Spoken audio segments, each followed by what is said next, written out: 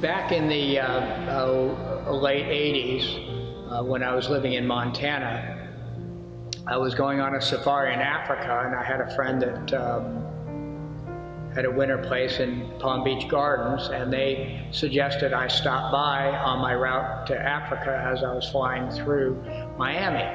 So back then I had a lot of free time, and so I spent a couple extra days. I came up to Palm Beach Gardens. We went out fishing in the Jupiter Inlet, and we didn't catch any sailfish, but that was my first taste of fishing for sailfish.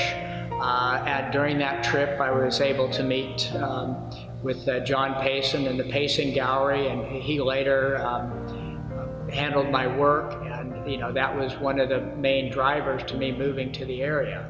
But it started with a fishing trip, and that's how I learned about Stuart, and I think that's how a lot of people learned of Stuart. Stuart's been a fishing village from back in the 20s. It's always been a fishing village. The sailfish today are not quite as plentiful as they used to be, and with my sculptures have been used around the world in various fishing tournaments. Won the IGFA World Championship down in Costa Rica, where I went down with my son Mark, and during the tournament we would get a small boat, and we would go offshore and fish for sailfish. And one of these last trips, I jumped in the water and filmed the fish, out in the open ocean, and that was a lot of fun.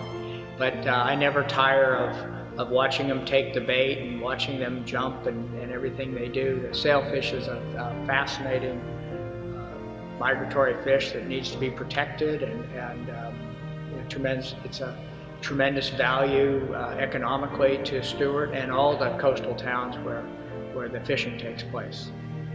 The Stuart sailfish was made possible by a donation by Ed Sellian, a wonderful person here in Stuart.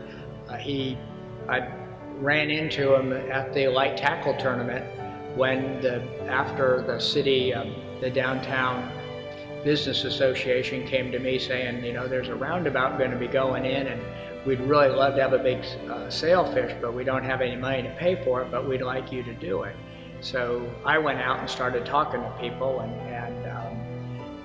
Ed was one of those people, and he said, wow, Stuart's my hometown, and I would love to be part of that, and he ended up underwriting the whole sculpture, and we're the whole town's very, very grateful for Ed for what he's done in making it all happen.